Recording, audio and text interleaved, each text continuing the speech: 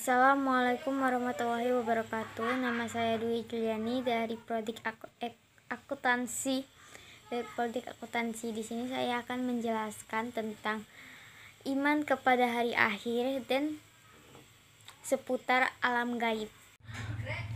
Iman kepada hari akhir merupakan rukun iman yang keenam dan salah satu akidah dari akidah Islam yang pokok. Merupakan landasan berdirinya akidah setelah masalah keesahan Allah Ta'ala.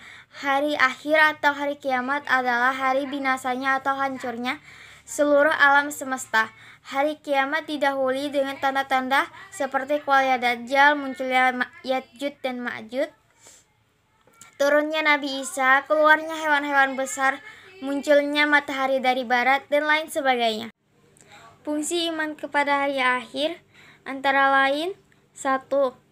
Bertindak atau beramal dengan penuh tanggung jawab. 2. Pandangan hidup optimis. 3. Kehidupan yang soleh di masyarakat. 4. Menambah rasa iman dan takwa kita kepada Allah Subhanahu wa Ta'ala.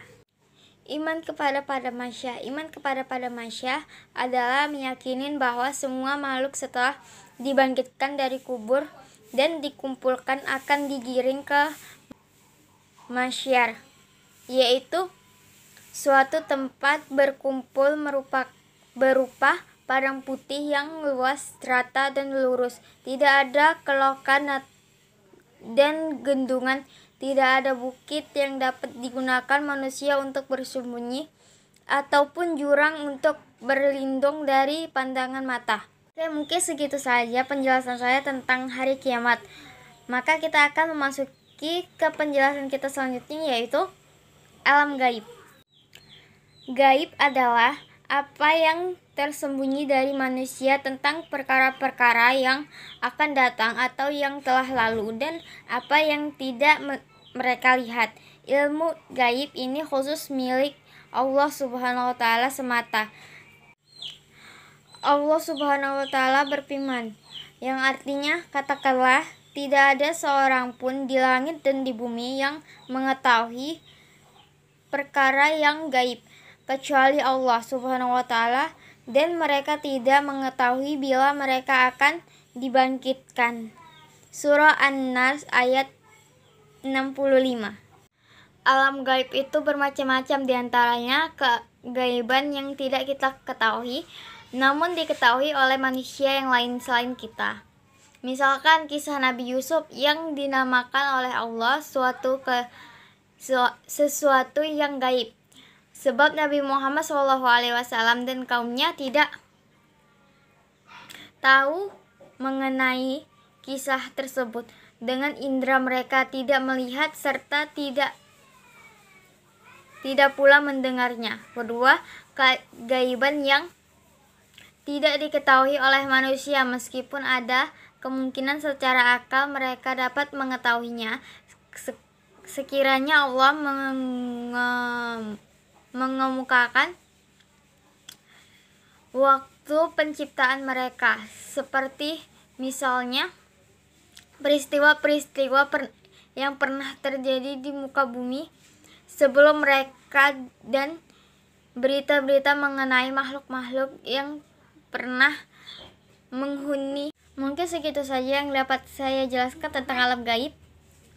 Oke, selanjutnya kita akan memasuki materi yang selanjutnya, yaitu iman kepada Allah. Iman adalah membenarkan dengan hati, mengucapkan dengan lisan, dan memperbuat dengan anggota badan.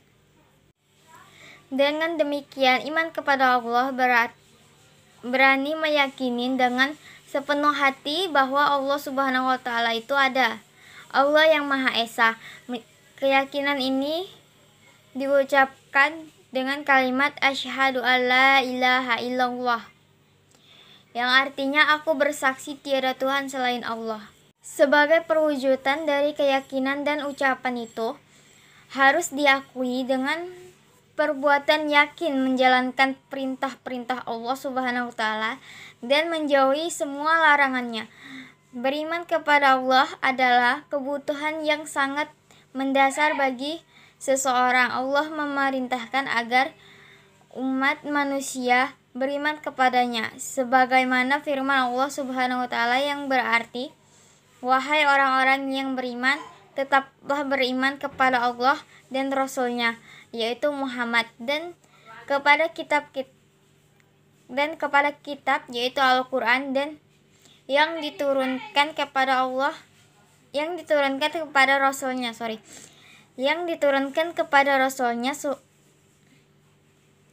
serta kitab yang diturunkan sebelumnya. Barang siapa ingkar kepada Allah, malaikat-malaikatnya, kitab-kitabnya, rasul-rasulnya, dan hari kemudian, maka sungguh orang itu telah tersesat sangat jauh. Surah An-Nisa ayat 136. Mungkin segitu saja yang dapat saya sampaikan. Wassalamualaikum warahmatullahi wabarakatuh.